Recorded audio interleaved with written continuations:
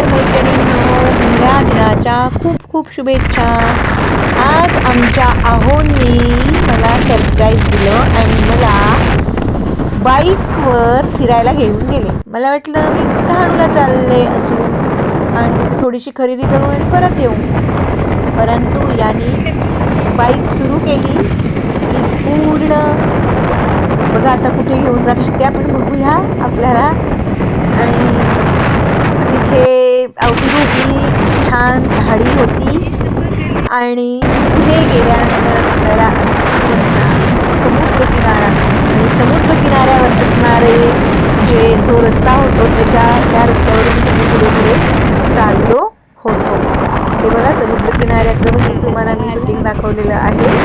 आणि यावेळेस मला गाणं सुचतंय, आज प्रीतीला पंख हे लाभले रे, झेप घेऊन पाठवून चालले रे.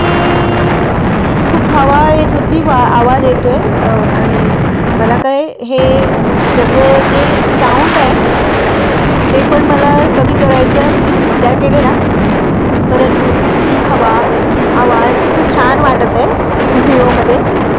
हे बघा हा रस्ता आणि अवतीभोवती असणारी झाडी तुम्हाला दिसत आहे, दिसतच असेल. जंगल आहे पूर्ण त्या रस्त्याच्या कडेने अवतीभोवती.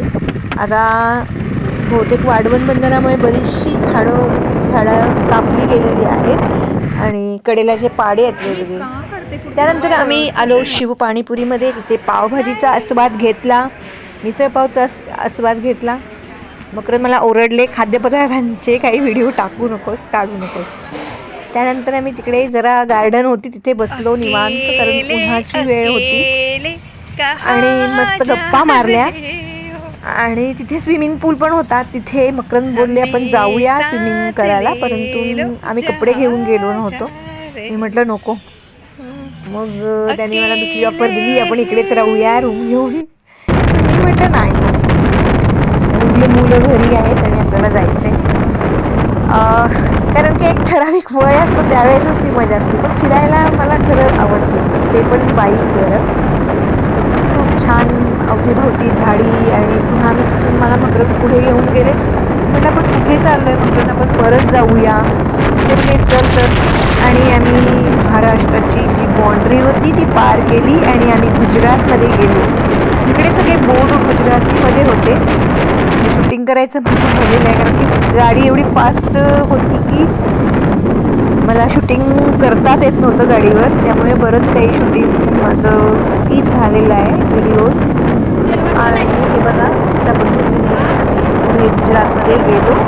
गुजरातमध्ये अवतीभोवती मी बघत होते वेगवेगळे बोर्ड होते. उमरगावच्या MIDC मधून आम्ही पुढे गेलो. इथे पुतळा दिसतोय तुम्हाला गुजरात. इथे एक मंदिर आहे इकडे आणि पुढे अगदी सेल्वास 12 किलोमीटरवरच राहिलं होतं. पुढे पुढे जाता जाता तिथे नंतर आम्हाला खूप ट्रॅफिक लागलं, ट्रक खूप प्रमाणात, खूप धूळ. मी यांना म्हणले नको ना, पुढे नको जायला म्हटलं, आपलं ग्रीनरीज बरी, आपलं जे आहे डहाणू साईडच बरी. कारण की हे प्रदूषण आणि हे नको वाटतं होतं मला अक्षरशः. हे व्हायला लागलं त्या प्रदूषणामुळं. नाहीतर मला ते आवडतं फिरायला गाडीवर, कारण की तिकडे एवढे ट्रक होते ना गुजरातमध्ये. ज्यावेळेस आम्ही एंट्री केली सेल्वासच्या जवळ खूप प्रमाणात आमचा परतीचा प्रवास सुरू झाला.